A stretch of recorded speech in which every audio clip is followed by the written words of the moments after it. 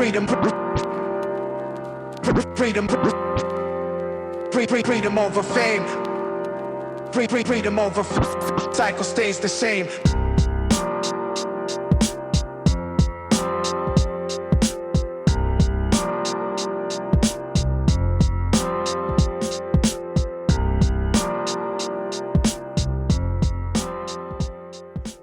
Welcome to episode 2 of the ACOTAR series. Would you like to introduce the title of the book? The title of number 2 is called A Court of Mist and Fury.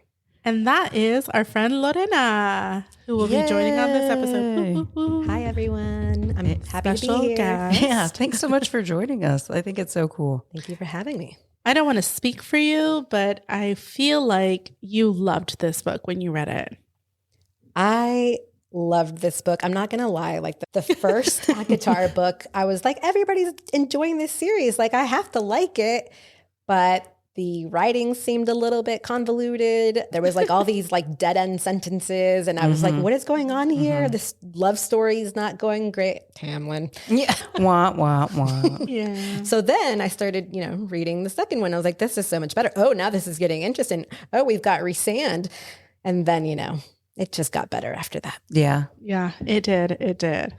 I actually had very much the same experience. I was trying to go in with an open mind because Adriana was having such a good time with the series. And I was like, I want to be able to talk to her about it.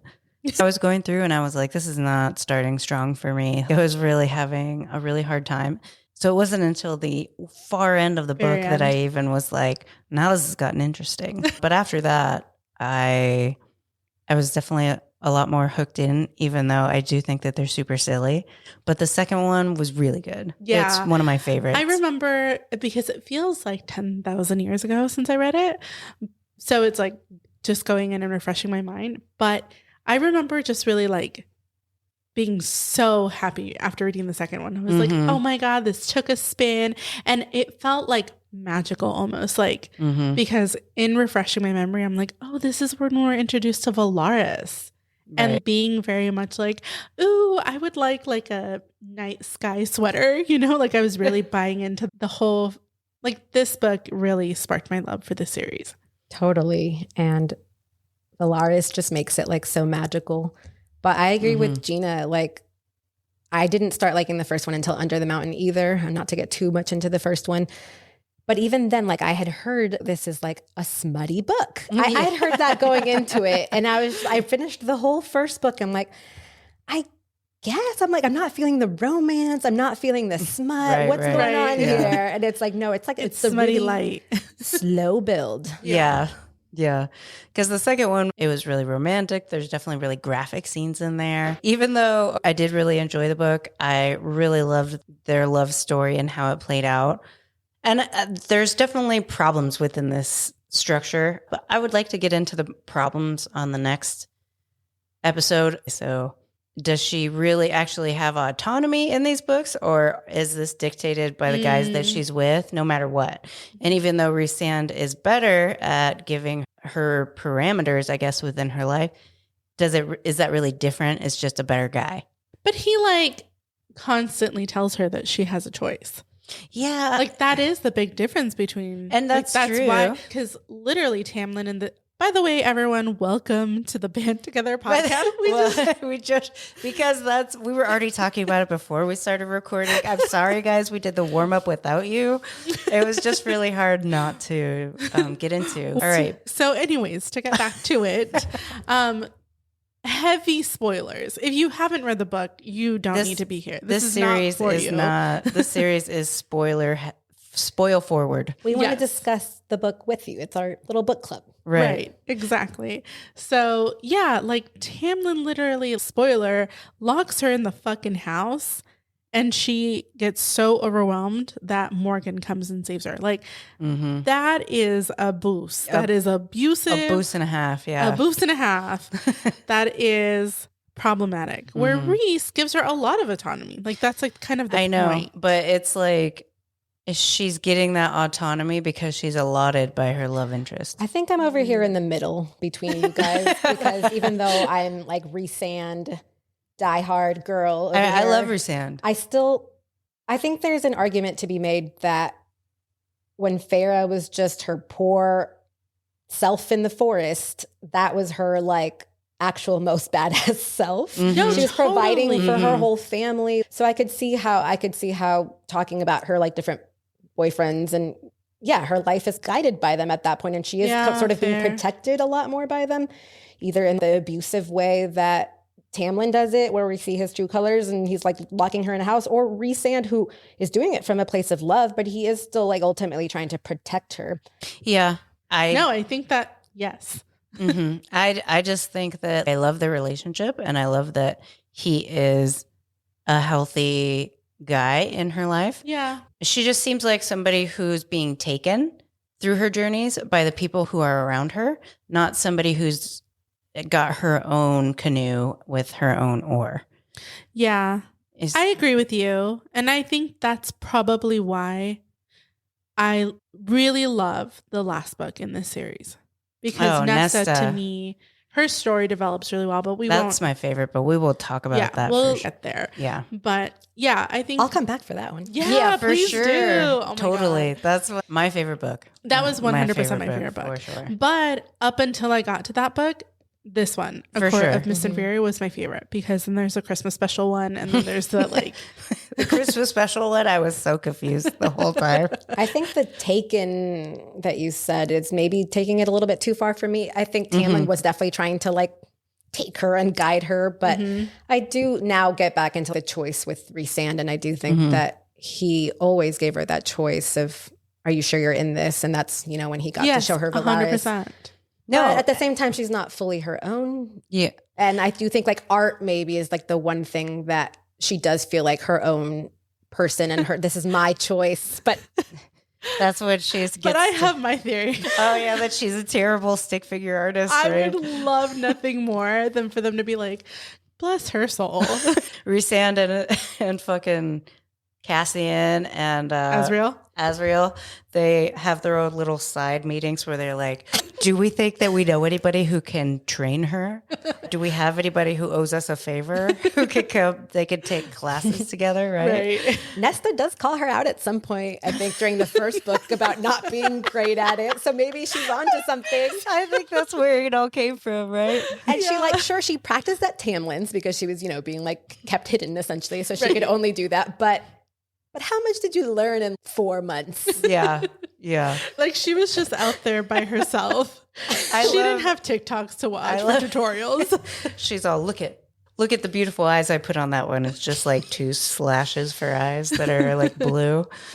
I love that. Yeah. I love that theory as well. It brings me joy, and I hope it's true. But no, I think like I really loved this book. I loved the like magic that came into it. I love that we got to meet an expanded set of characters, because book 1 was all Lucian to me. And Tamlin. And yeah, but like Lucian was my favorite. You know, he was like the bestie sidekick. But this one had the whole cast of people that were meeting. You know what I do love about this book is it reminded me that what Lucian was doing in the first one was bare minimum. When I got to this book, I was all, Lucian wasn't shit. Like, well, he didn't help her to her maximum at all.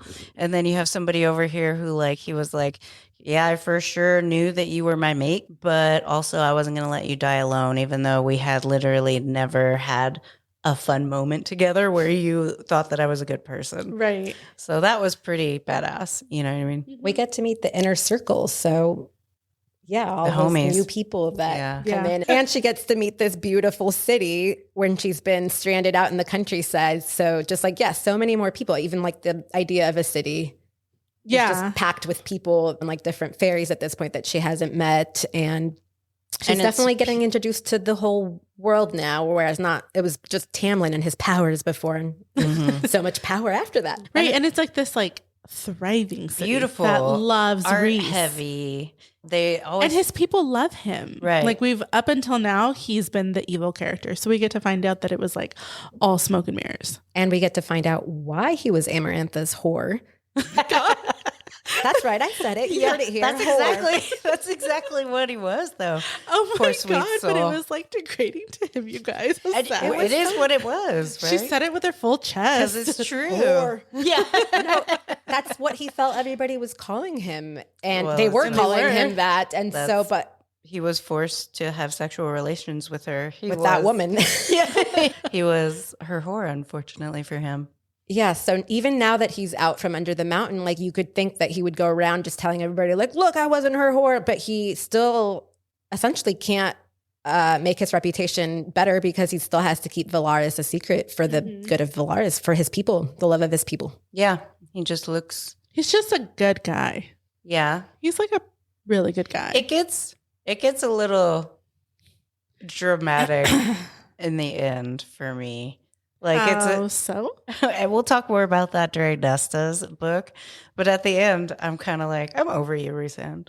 What part of the end? Because We're going to talk about that more. Because he and Nesta have beef. You know, there's like friction. No, it's not like that. He's just way too dramatic. We are on the wrong book. I know. Yeah. I see why you said we would talk about that part on Nesta's story. Yeah. But I think I was thinking like physically, just like the whole cauldron and Nesta and Elaine going into the cauldron, like that was too much. Because it did start to get, I was like, where's this going? This is very fantastical. Yeah. That's what I'm talking about. Like by that time, I'm like, I'm kind of over his character. But here, I think he's super smooth. No, this I is the think book we fall in love with him. Yeah. He super woos smooth. Feyre and us. Yeah, he does. Super smooth. Love his style. But then again, I always thought that he was cool, like in the first book. Mm-hmm. I was You just like dark characters, though. right, but you could tell that he was helping her. Who doesn't out. want a shadow daddy? Yeah, but you could just tell that he was like a decent dude in the first book. I just didn't know where it was going. And so then here, when he's sending like little text messages to her and stuff like that. Without the text. Yeah. The notes. The little the notes little that pop up. pieces Yeah. of paper that would appear and then it's like right back. text messages. Yeah. I was That like, is pretty that was smooth. cute. I was all, this is their texting? How cute. He just That is says really love cute, notes. actually. He's suave as shit. Like, you know, you're going to want to come to my room. Yeah. Like, Those were really cute. those like are super cute. That's like long distance phone calls. that's like if I lived in a world with magic, I wish someone would have done that with me. For sure. It's They had that and being able to talk in their minds. They Right? just had a lot Right. of communication. the Yeah. bond. The It was bond. good. It was Okay, good. here's my question about one little smidget part. Were you guys as annoyed as I was that Farah held on to the anger about the whole mate secret thing for as long as she did? I thought it was a little over the top. I think I Yeah, had I think this so. same question to myself. Like, why is she so mad about this? It's- Ultimately, he's your mate and you're having this fun time with him already. Mhm. Just found out really he loves you. If you were ever questioning that, don't. Same. So I do feel like she was a little mad, but I guess it sort of relates to like all these secrets that she felt were in her family. And she was like, I don't Trauma, want anybody maybe. to keep anything from me. And Tamlin, like Mhm. not letting her in on anything. So Yeah. that was like that past trauma Mhm. response. For sure. It's giving Iron Wing. Wait, Iron Flame? Iron Flame. It's giving Yeah. Iron Flame. I was all, what the fuck is Yes, an oh iron my God. wing? I know. I was like, and there was like fourth, like Iron Flame. That's true. The whole back and forth of just tell me, trust me. Yeah, What secrets they are dragged it keeping on. from But their me? secrets They were dragged allowed it to on have. for 2 books. Yeah. They dragged that shit One on and a for half, 2 maybe, books. yeah. That was a long time. Yeah. But no, I do think she held on to it a little too much. I think now, looking back, again, ACOTAR was the first like romantasy book that I read, right? First series. I don't think I like Feyre. No, I don't like her. Yeah. Tell me more. Yeah. Because nothing is enough for her. Like, this is going to sound so stupid, but I'm like, you're telling me that someone abducts you, takes care of your whole family, has you just like painting and frolicking in the sunshine and garden, and you're complaining?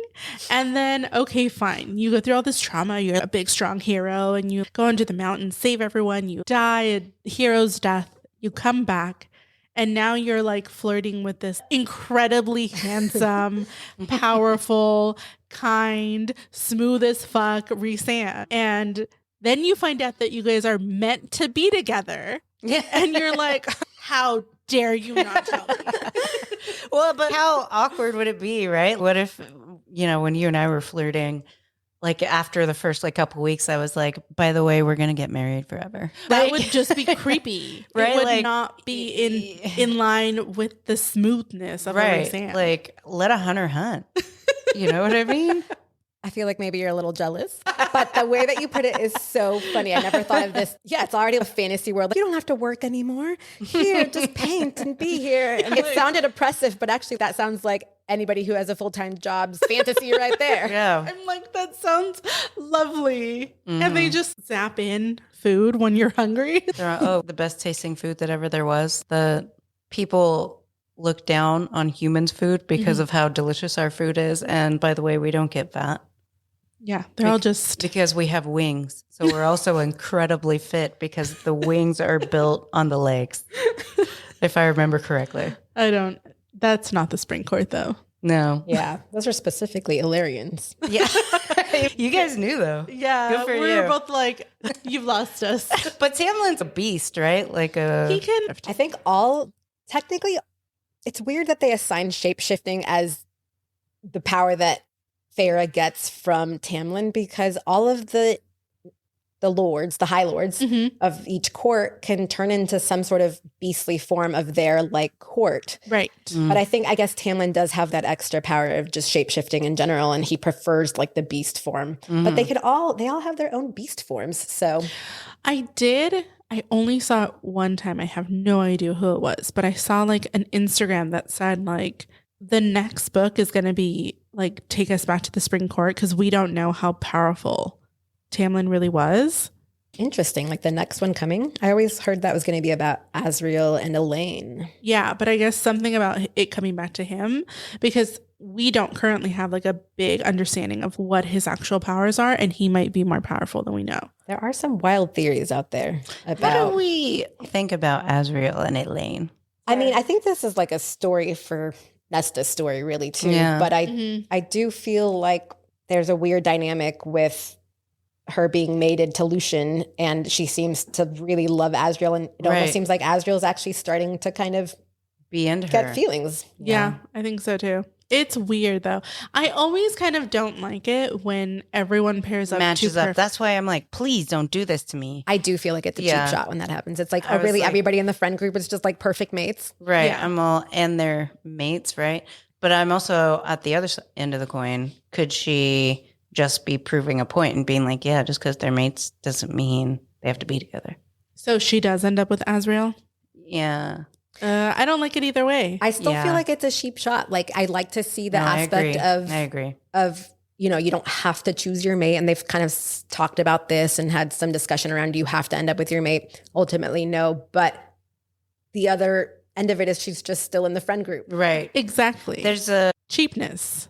cheapness to that. I agree. I'm just wondering which direction she's going to go with it. What if she and Morrigan end up together? Dun dun dun. That would be great because I feel like the LGBTQ community was underrepresented. I feel like I got little nuggets, but it was almost like, yes, it was acknowledged, but it wasn't even acknowledged enough for it to be worth mentioning at all. No. You know? I agree. I guess this was also my first romantasy book that I ever read. And I remember being pretty much, I think, through the second book and thinking, I'm surprised there's not more gayness happening. And then sort Totally. of some people that were further along telling me, you just wait. And yeah, I saw some after that, but it was It's like not you waited though for like just the smallest nugget. Yeah. a sliver. And all you got was like a coming out story. Like that's all. It was She didn't even have like a real, like, I know they gave us like her little backstory, but Yeah. it was, We need a whole book about more. But also, yeah, I guess there was also the witch court, the guy who just sort of sleeps with everybody. Oh, yeah. He had his like lover though that he's Mhm. all about, which was a guy. Yeah, it was just, but like I said, such a small acknowledgement. I'm like, come Yeah. on, you guys are 500 years old. You're telling me that more of you aren't same-sex couples. You guys, you had to get bored with the straightness at some point. You're 500 years old. You need to experiment. This is why I've been looking up sapphic romantasy novels on Goodreads a lot lately. Yeah, I need some of that. It felt really like unrepresented. Yeah. And again, even when, because I had people telling me the same thing. You just wait until you get further along. And then when you did get that reveal, you're like, oh, that's it. Yeah, I'm all anticlimactic. That's what it Yeah. was, unfortunately. But yeah, if she ever did a whole book on like Morrigan, that'd be cool. Yeah. I'd read that. I would I would certainly too. read it. She was a good character. Who was your favorite character in this book? It's hard to step outside of the falling in love with Rhysand. Mm-hmm. No, I think there is no other character in this book. Yeah. He is like the main story, you know? Mm-hmm. We are walking through this book through Feyre's eyes. We're Mhm. falling in love with him. Although I did find myself feeling very curious about Amryn, the whole Mist and Fury story. And I really liked when they went to the summer court to try to get the book, whatever book it's called, from the summer court, and they had Yeah. to like pretend. And so Amryn went, and that's when she falls in love with her little lover boy, who I forgot his name. Mm-hmm. Amryn was a really cool character in general. Yeah. So I did feel like I need more information about Amryn now. And so we learned more throughout the series, but there was some pull toward her. Yeah. Mhm. I could see that. She is a cool character. She's like the kind of character that this is more for a later book conversation. I think this is for A Court of Wings and Ruin. My experience with Amryn, because I don't like where her story ends up. Yeah, I hear that. Yeah. I hear that. So Another we'll get to cheap that. shot. Yeah. We'll get to that one. But yeah, I think in this one there is no one else for me but Rhysand. I can see that. I think I'm trying to think of who else is even in it, because I think it's so they're couple based. But I mean, I've always liked Cassian so much. Yeah. So Yeah. Well, And- we meet those characters Yeah. for the first time. And this is actually the book where Cassian first meets Nesta Yeah. in the human form when they go to ask her. Then they go to ask them if they'll use their house as a Mhm. place where they can meet so that they can start trying to get to the queens. And so we find out later that Nesta and Cassian have actually wanted each other since the moment they met. So here we Yeah. are. Yeah. But I also I remember that in this book is when we kind of have that little love triangle with Mhm. Asriel, Cassian, and Morgan. Oh yeah. Yeah. Because we Before don't even know Yeah. the history yet of Yeah. what happened there. Yeah. I other than, like Rhysand being just really getting to know him. And I don't think he's too depthy of a character, but you do get to know a little bit of Did you just say Rhysand is not too depthy of a character? no, I don't think so. Really? Yeah. No, but I don't think it's, and I mean this in the best possible way. It's not him, it's the writing. Yeah. No, okay, I get that. It's not for him. sure. Like I think that's he's very why- he's very one dimensional to me. I feel like a lot of the fighting in this series is they're too old for this shit. Like, you know what I mean? Like Yeah. they're 500-year-old characters and they're still going, well, I had to lie to protect you. And then, oh my gosh, you lied to me. Because that just goes around from character to character. And Rhysand is always doing that. He's like, he lies, self-sacrificial, and then rinse and repeat. But again, that's not a him thing. That's the way the books are written. That's why I like Nesta's book, because she actually had depth, a backstory. She grew Mhm. as to where I don't see growth in the rest of the characters. Wow. I think it's hard I when think that's it's kind of true though. from Farah's perspective. So it's hard, I think, to get it, even though she's literally is in the mind of Rhysand, it is hard to get in depth with the other perspectives because Nesta's story was also her own perspective, but it was so focused on her that we really got to see that growth. Like her own book, yeah. And so That's because fair. we're looking through Mhm. Farah's eyes, we're not, I do want to learn more about Rhysand. And I know that they did some chapters where it was from Rhysand's perspective, but it did feel like we could have learned more.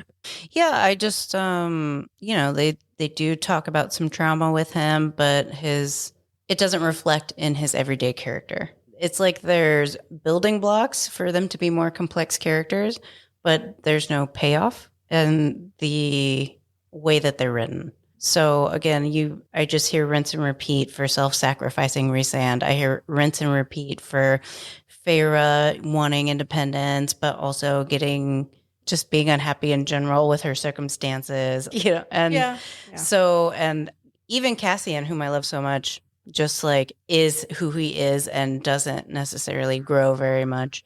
It's really, I only see like a whole lot of depth with Nesta. So Is this the book where Rhysand has that nightmare in the middle of the night where his dark tendrils essentially reach out to Feyre Oh, and she goes to him because of his nightmare? Because I felt like that had depth. yeah, I think it is because that's when we find the tattoos on his knees. Yes. Yeah, no, he does have depth in this book. Sometimes. You get a little bit of backstory on him. No, you do get a backstory is what I'm saying. I just don't get the reflection in his actual personality. Oh, well, he's just dark and broody. I mean, Just let him be what he is going to be, okay? I like him. It's not a him thing. It's not a him thing. It's just the way that it's just the way the books are written. I've got a question for you guys. Yeah. The High Priestess, did you get bad vibes from her right off the bat, or was it like a slow? I should have, though, because she's a Huntress for sure. But I was like really trying to, we were coming off of thinking Tamlin was Tamlin. He was going to be her like person. And the signs were there in the book. No, she's always been cunty. Yeah. I feel like they tried to hide it in the beginning during the wedding planning. She did a great job enough to not draw too much attention to it, but also I remembered it. And I was like, that makes sense because that motherfucker was always standoffish. That's how I feel about the whole first book. I'm like, I should have known he was trash. Like when they're like making out, when they're under the mountain and like the ink is all over her. Like he wasn't even trying to save her ass. No. Like they could have been like, we got 1 minute. How are we going to get out of here? That was the strangest bit. Yeah. Man, I'm sad I wasn't here to talk about that because here's Rhysand like saving her left and right. And then Tamlin's just like, oh, I'm finally going to talk now and I'm going to use this time to make out with you. Right. Yeah. He's all, let's bang. He's all, we're going to do it. He's all, I got to get one more in. Yeah. He's like, we're all going to die here. Let's face it. I don't believe in you. You're, to be fair, you're a 20-year-old girl. I'm a 500-year-old old man. I have absolutely no faith in you getting us out of this mess. Right. Let's have sexy time. The priestess. Like, I should have seen the red flags, but I didn't. I actually think that's maybe some good writing from Sarah J. Maas, which I don't always agree with. But yeah, I think she just put in enough doubt, even with the wedding building. Like, is Ian actually trying to help her? Right. Or is she being shisty somehow? And it was like, you're questioning it, but you don't have the best feeling. You're cautious. Right. Yeah, because because at the end of this book, right, she is when she ends up going back to Tamblin's house on covert mission. Yes, right. Basically how it ends. Yeah. So I thought that was a really good ending. And that Ian was a good gave them away. Like, well, she helped Tamlin to like essentially decide to work with the King of Hybern. So that's how she solidifies her cuntiness. Yes. How like, because this is the one where this is where they find out that Tamlin's like a huge son of a bitch who betrayed everybody because of Feyre, right? So this is what she's talking about with the Hybern thing. Right, with the Hybern. So then that's the reason why she goes back, because they have a meeting and then they have a standoff, and then Tamlin's all, you're mine. I don't give a shit if she's your mate, which is such a fucking weird thing to say, first of all, right? It's just he's all ego. Yeah. He doesn't love her. He's a Leo for sure. She gave me a really dirty look right now. Look, you're a Leo rising. Listen, first of all, you said last week that you thought that he really loved her. No, I do. I don't think he loved her. He literally says, I don't care if she's your mate, she's mine. He doesn't give a shit about her thoughts, her feelings, her wants, her desires. They're mated to each other. Now, right? Am I right? Like Tamlin? Yeah, Tamlin's like, I don't care if she's your mate, she's mine. And it's like, he doesn't love her. Gina thinks he really loves her. And I'm like, no, it's all ego. But here's the thing is that, here's what I'm looking at. Here's my lens, okay?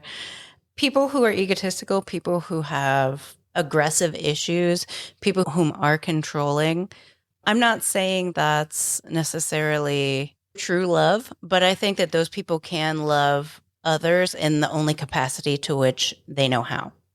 And so that's the way I look at Tamlin. I think he does love her, but he obviously has so many issues. He doesn't even know why he loves her this much. He like literally just is possessive and needs control now, because they do often go back to how much it freaked him out to hear her neck break. And that's true. The reaction is now him just being super controlling. And again, he is not healthy. He is a violent person.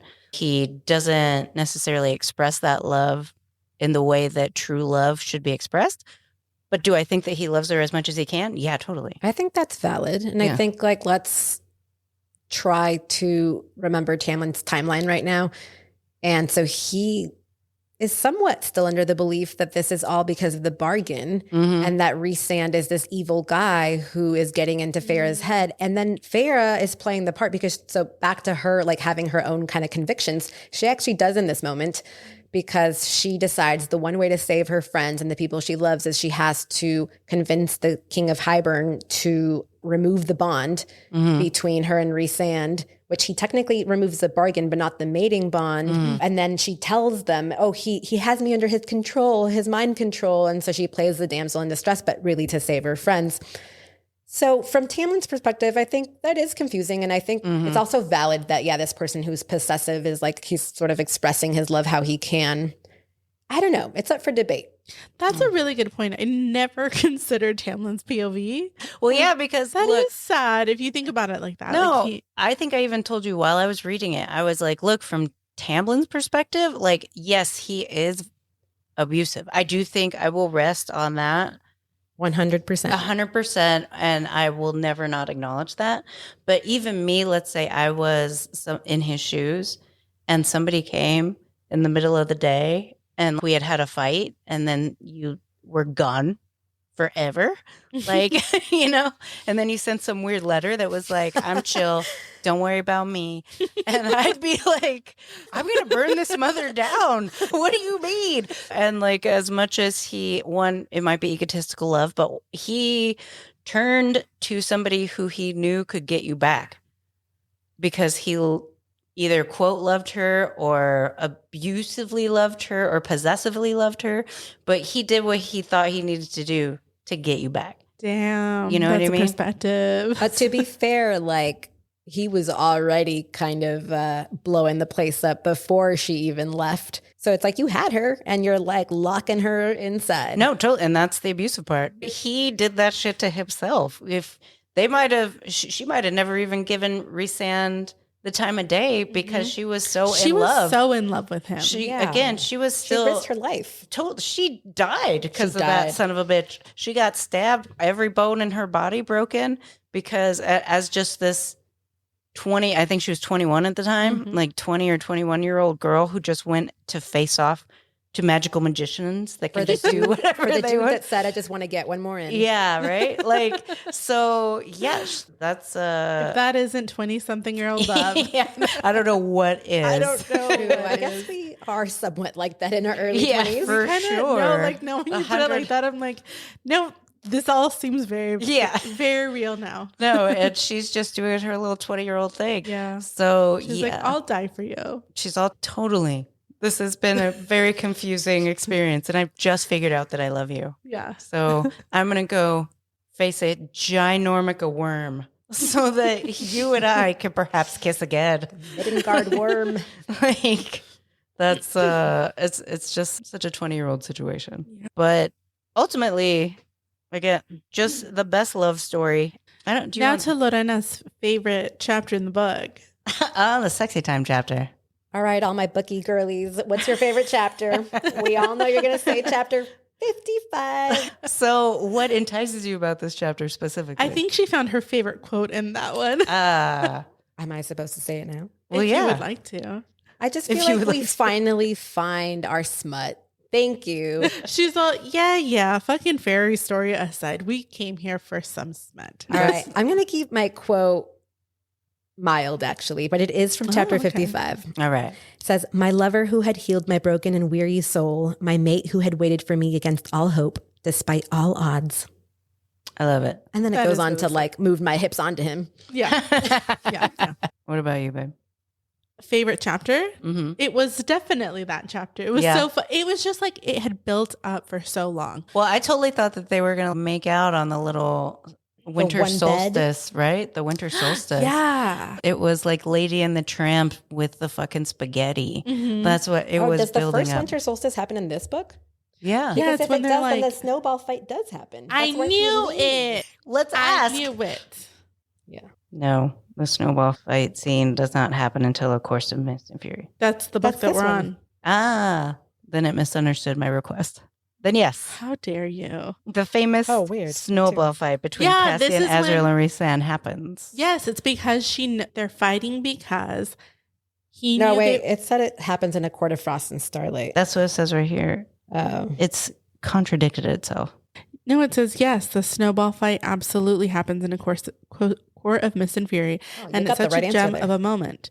It comes a little later in the book after Feyre really started to settle into Velaris and her place within the Night Court's inner circle. Okay. Then It's you've got the between right answer. Cassian, Azrael, and Moore, and Feyre joins in. Okay. I trust it. Whatever. I'm good with it. But I think that might be true then. That it right? was building. Because the first time they bang is in the cabin, and then he has to leave to go have the yearly snowball fight with his homies. Soon after they bang. Yeah, right after they bang. He's all, I gotta have to go. Like, I honestly thought that they were going to finally give in to their desires at the one bed, the inn with the one bed. yeah. I did too. I thought that's when they were finally going to hook up. Mm-hmm. And it was loved that she made the audience wait for that. Because then when it does come, so this is the book where she paints the cabin. Yes, because she's so mad that he's her mate. She's so mad. And again, I'm like, girl, this is your first time in your man's family home. Yeah. She's all, I'm gonna paint my life in here. Like, imagine if like we had someone staying in our apartment and then we came home and like, I remember the one where they were like, she painted eyes over the door. Was it Amren's eyes? Something like that. And I was like, wait, so they just walked in and there's eyeballs over the door frame? Guys, Feyre's done gone crazy. Did somebody give her mushrooms out in the forest? She's put eyes over the fucking, I don't even know if I could walk through there now. What kind of magic is this? So anyways, so I love that chapter. I think that one's really fun too, just because it's her blowing off steam. You know, she's like, She's all, I'm gonna paint all over this house. Mhm. And then everyone's all, yay. no, We do that's get to so see good. Lucian again after a while. yeah.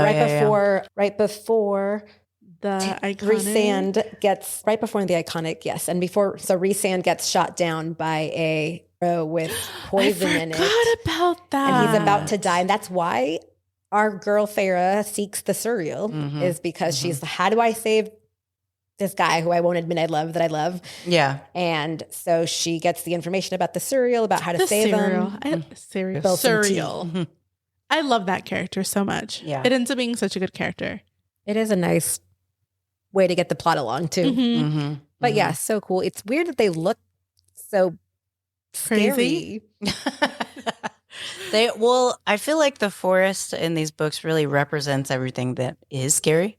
Because if you think about it, most of the scary stuff that happens Happens in the forest. happens in the forest, like they are not safe there. Girl, you a danger girl. Whenever you go with the forest, you are in danger. And I know that the mountain also had that aspect, but I feel like just the symbolic nature of the forest is that it's unsafe. And Mhm. so I feel like anything that you encounter in that capacity is not going to look welcoming. So I've always thought that the forest was very symbolic of hazard. Speaking about scary things, we meet the bone carver I love in the the bone beginning, carver. Yeah. sort of this. Mhm. I do love the bone carver.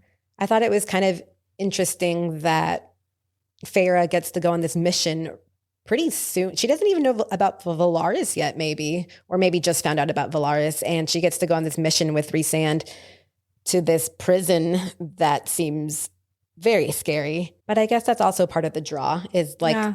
Tamlin didn't let me go anywhere. And as soon as I meet you, basically, you're taking me to meet this bone carver, scary immortal of immortals dude. She's all, not only did you let me go do it, but you also almost had me murdered.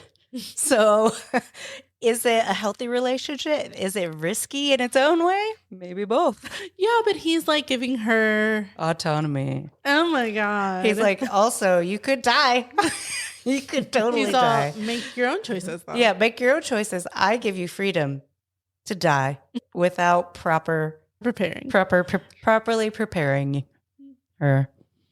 Now, is this where the bone carver tells her about her future offspring, or is that later? I think And that's it's later because she goes back. Mhm. Yeah. She goes back, and then the bone carver is all, "Murder, murmur," and then, "Oh yeah, your mate," and then she's all, "Bitch, what'd you say to me?" Yeah, and then she's upset, and then everything else happens in its sequence. But yeah, I think other than chapter 55, where it's sexy time scenes, I think that actually my favorite part of the book was when they, Tamlin does betray them, and they're all in the same room, and it's all super stressful, right? And Feyre's like, wait, I'm going to trick him and then go over to his house. You know what I mean? But that whole situation. At the end? Yeah. But I was like, oh shit, Tamlin went over to Hybern. I'm like, this motherfucker is cray. But that was such a fun chapter to me. Yeah. I'm not following you. Oh. But like I said, I just thought it was interesting, like how far he went. And he was such a dick too. Oh yeah. No, totally. Yeah. I think at the end with that scene, we as the audience are still a little bit confused. Did Feyre actually really mean that? And we just either at the very end or even at the beginning of the next book, it gets revealed that she has actually gotten married to Rhysand secretly. Right. And now she's High Lady of the Night Court. I think it is at the end of this At the one. very, very Yeah. end. So yeah, we're all like, oh my gosh, why does she have to go back to the spring court? It is an intense moment. Yeah. And you find out that Rhysand is like crazy powerful, right? Yeah. So he's the most powerful of all of them. And I think that's the most frustrating part through a lot of the interactions that he has with the other courts, is because sometimes when they do stuff, I'm like, just fucking murk them, Rhysand. Murk them with your shadowy bat wings. I do feel like there was not that much depth in describing how he is the most powerful. Like, We hear show me a little over bit. and over. Yeah. But it's like, you seem to have the same level as everyone else. Yeah, well, the only time you really hear about it is when they are fighting Hybern. And they're like, oh, there's two shadows going across the warfield. One is white and one is Rhysand's black. Yeah. And it's going over everything. But other than that, I'm like, just kick their ass, Rhysand. Just do it. Just you just play too nice all the time. I'm like, if it would have been me, Rhysand, and I was around Tamlin at all, I would have murked that guy straight out. Especially when he killed my da. No. Killed his dog? His dad. His da. Oh. Yeah, he killed his dad. And didn't he have like his mom's? Like head and shit, right? Yeah. Yeah, there is a weird history between Rhysand and Tamlin. Mm-hmm. They have essentially murdered each other's families. For sure. Yeah, that is wild that he just puts up with him. There has to be, like, it's the politics of it all, right? I mean, it's a storyline, I'm sure. Like, it would be so easy for him to be like, There has to be a spring court. Merc. Yeah. So, As we find out later why exactly, when Tamlin's too depressed to really take care of his court. right. Mm-hmm. But anyway, this was it. I also feel like we don't get enough about the prison. Like, it seems like I mean, that's where Amryn came from. We never find out really how No, she we don't. left. Yeah, we do. A little bit, but like, Just give me more. Like the full story. Well, Amryn could have had her own book. I think a maybe lot she of will. these characters yeah. could have a lot, like their own book. For sure. And I think that maybe, and again, I said this last episode and I want to reiterate this, though I do have notes about this series. I think that it's still a really incredible series that brought a lot of people back from not reading for a long time. Mhm. You know what I mean? And that's something. And she wrote this series when she was really young. It's very impressive. It's a great piece of art. I think for the most part, it's a masterpiece, right? Like, people love it. I wouldn't call it a masterpiece. I think as many people as it brought back to reading, there's Yeah, I think that's just a result of the series. Masterpiece is too far, but I think it's a I masterpiece. appreciate everything you Like- just said, because thank you for bringing it back to the positive. Mhm. Like, it's easy to kind of talk shit about it, That's but fair. it Yeah. really keeps you interested. I am one of those people that was kind of having a reading slump. I'd sort of gotten back into reading a few months before this, but that just got me so into like fantasy and romantasy, and I'm in. Yeah. And part of the fun is kind of making fun of it. You know what I mean? So, but Well, and the theories, because as you're kind of going through, like, Ooh. I did absorb it in an all-consuming type of way where I was like, I really couldn't get through the books fast enough, you know, Right. because they were really fun to read. Yeah. You're like, why are you so long? Yeah.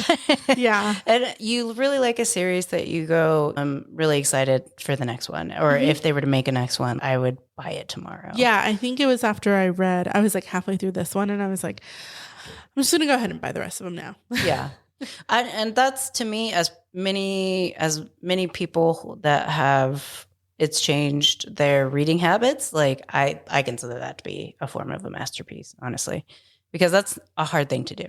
Yeah, that's fair. So, and I've heard, like, if there's anything I've seen, it's repeated people going, I was in a reading slump and this pulled me into a whole genre. Like, you didn't even read fantasy before this you was my read first this fantasy book. I think that's amazing. Yeah. So if that's the effect this book has on people, I think that's fucking cool, you know, honestly. So as much as I do love making fun of it and going and like that, just know that anybody who has the gumption to sit down and write and make art, a full series that people love, that's amazing.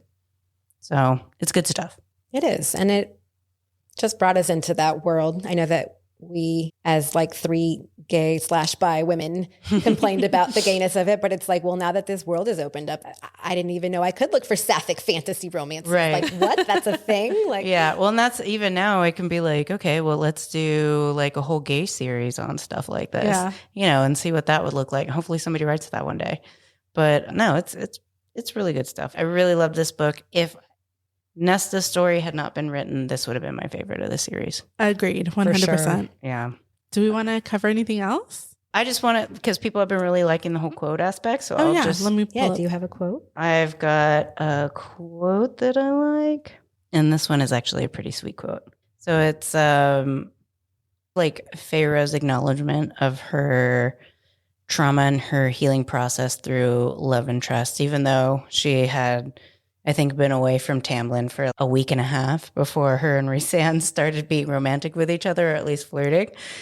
I think it's still, I really think they speak to each other really romantically. So she basically says, I am broken and healing, but every piece of my heart belongs to you.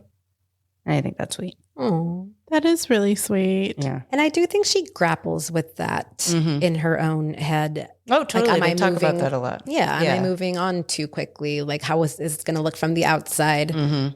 Sometimes you just can't help how you feel. Yeah. Well, and Or then often you can't help how you feel. she just kind of realizes he's always been poking around, you know? True.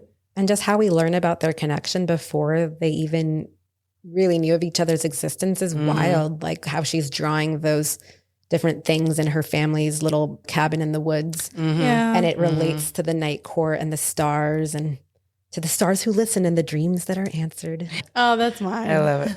Yeah, that's one of like the famous ones, I think. Yeah. Mhm. It's the one that I had highlighted. I think you even caught it when I gave you this book. I That's think the quote that I had highlighted. when I borrowed your book, it was probably one of the only things that you had really highlighted was this cute little part. Yeah, it's when they're sitting on the, I don't know, it was my favorite quote because to me, aside from the love story itself, I really fell in love with the city of Velaris. Like it's an unmentioned character for me in the book because you get these descriptions of like cobblestones and the sea and the bustling nightlife. And to me, I almost can feel like I'm there. Like I can feel the warm breeze on my skin. Or even, you know, we get into the Christmas series in the next episode and like it gets really cold, but I can feel it. Like I can feel the tranquility that she's feeling. It's almost like I've been there. And there is such a emphasis on the stars in the sky. And like in one of the other books, she wears this dress that's really representative of that.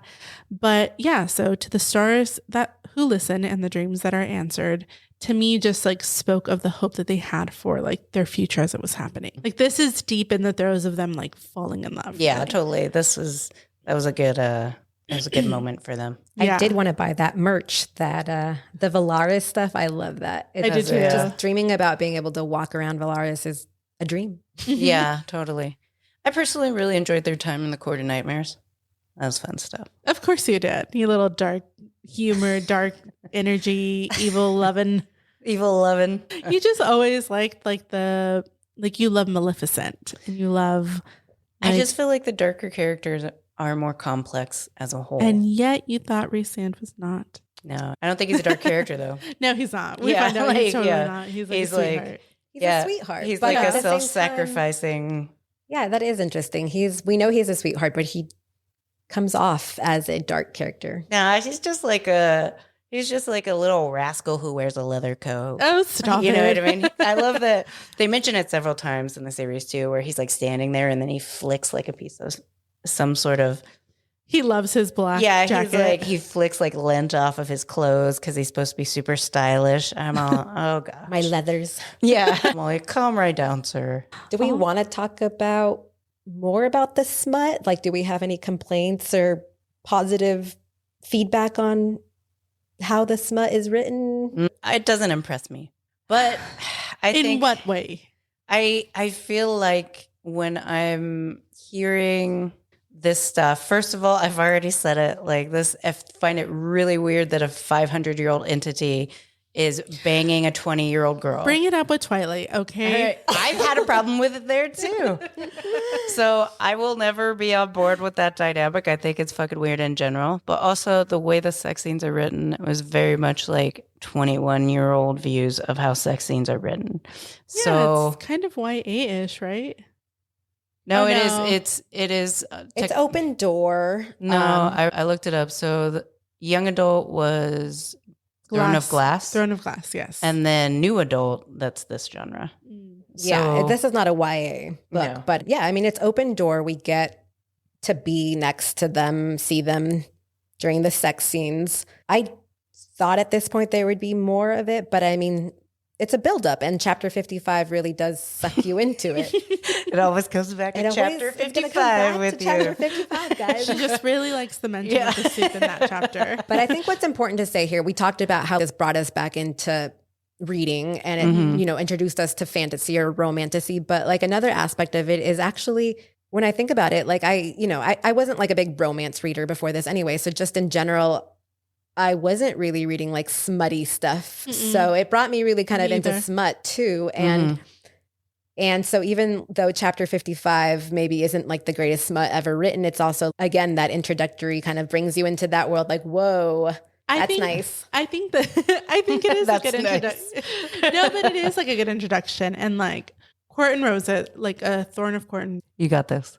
I think the first one, A Court of Thorns and Roses, everybody. thank you, was like the sex scenes with Tamlin where they were fine. They were very mild. They were very mild. That's they were true. like non-existent. And so this was the first one.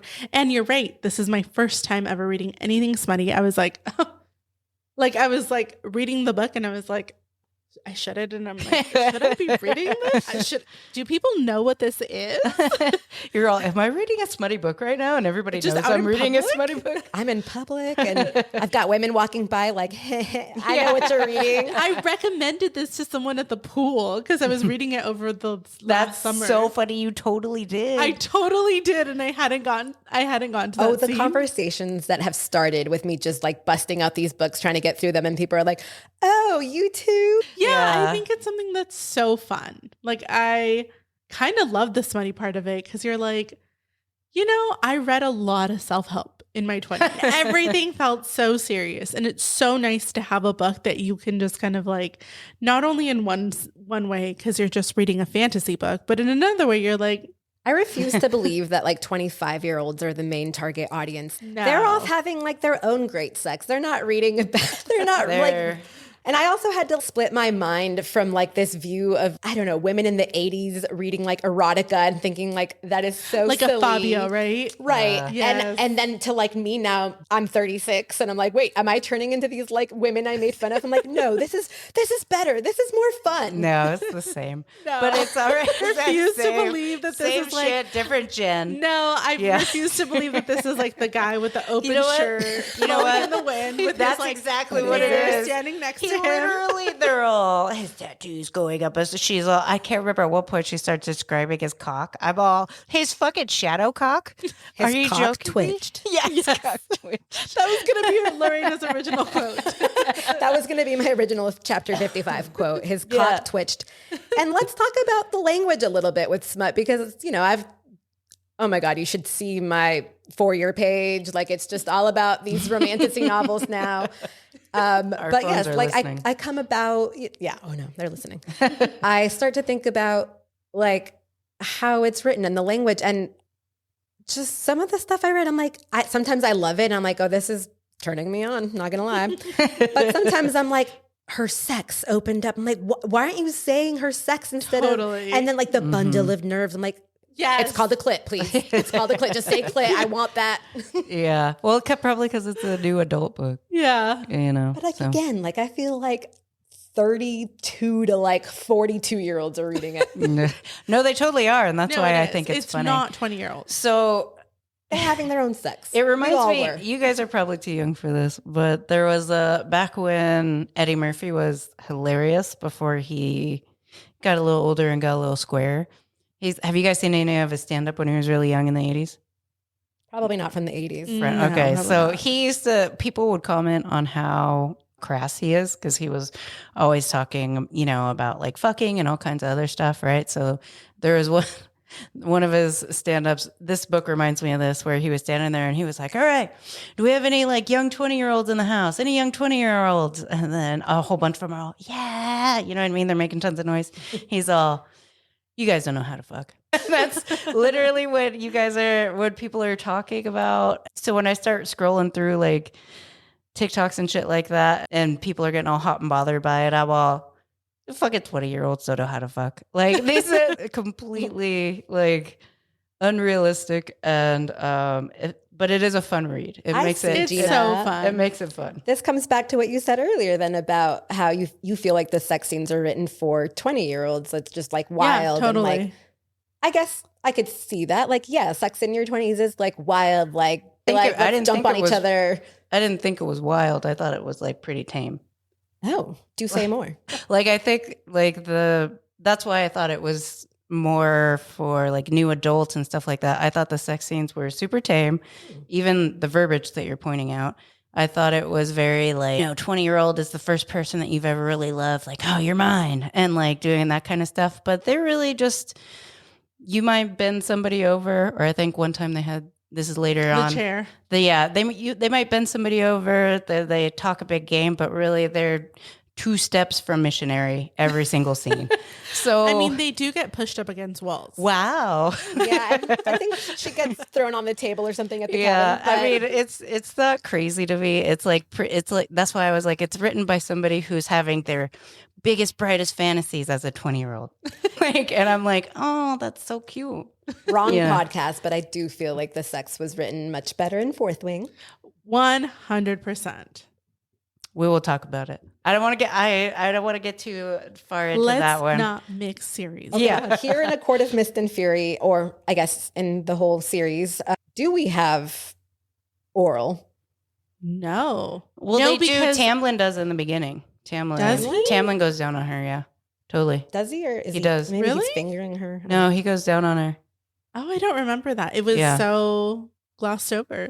Yeah, because their sex scenes were pretty like bleh, but he does like go down on her. I think one of the times in his bedroom, if I remember correctly. Yeah, because that was a big part of Fourth Wing for me. I was like, good for him. Yeah. Although bare minimum. we can talk about that in a different podcast. Yeah, there's a lot because there's so much to bite off with Fourth Wing and Chew, but yeah, definitely better sex scenes for sure. I've got my own beef with that, of course. I've like the ho hum in Here's this my group. beef with that. Men are never going to be that good at going down on you. Now I know that you've never had anybody do this to you the right way. If you think this shadow master is doing anything good down there, but it's cute. I like Xaden, but there's definitely some. Move on from Xaden. Sorry, Zonathan. Jonathan. But yeah, the verbiage is It is more tame. annoying. I think it was the perfect introduction to smut. Mm-hmm. It's fun though. Like it's Yeah, no, it's a 100%. fun. It feels like smut in bright colors. You know what I mean? Like, does that make sense? It feels like it feels like smut in like a innocent little dab, like of a way. Even like Nesta's story, which was, I think, spicier. I think hers was good. And I loved that. But because it had even more sex scenes, we got more of that verbiage that I was like, oh, like I'm right there with you, except I'm getting thrown off by the bundle of nerves and the opening her sex. Come on now. Yeah, we know what it is. Call it what it is. We're reading it for this. Well, maybe she was all symbolism. We're heathens. Super funny. Well, I think we've gone through a lot. We recorded for an hour and 15. Totally. No, I was such a fun book to talk about. thank you guys for No, thank having you me so talk much. about this beautiful book. I don't know about masterpiece, but beautiful. Overall, I would still recommend it to anyone. Oh, yes. Please do join our little Totally. club. I think one of the things that I love the most about this series is actually seeing the online content about women getting their husbands to read it, and they like It's they super really cute. they're I like, love that. they're all Me too. Tamlin's a little punk, isn't he? Like, Yeah. like it's I the love cutest those thing. videos. Yeah. It's like Tamlin, Rhysand, Yeah. I love the ones where it's like a woman getting into her car and her husband's in the car with her, and she's like, her audiobook starts playing and it's all, and then he was hard for her. And they're like, what are you listening to? She's all, shut up. That's where it takes me back to these like 80s housewives. And I'm like, we are them now. Yeah, No, totally. we're not. It's 100% the I same. refuse. 100% the same. I refuse. But thank you, Lorena. No, Lorena, so you Thank you, much. add so Adriana. much Thank to you, the Jeanna. episode. You keep us on track too. For Love sure. being here. Yeah, you're really good at reeling it back in. We're bringing you back for Nesta's book. And Please if do. you want to come back for Fourth Wing, Anytime you want to come back, I please love join us. Zayden, so I think I have to come back. Yeah, I you think have so. to. Zayden is my boyfriend. You haven't read Throne of Glass yet. I'm currently reading it. Okay. Oh, Yeah, I don't know how quickly I can go, but Yeah, it'll be a bit. yeah, it's a long one. It's a long And I'm one. still on the first one. But yes, we are so excited to have you back soon. yeah, you. absolutely.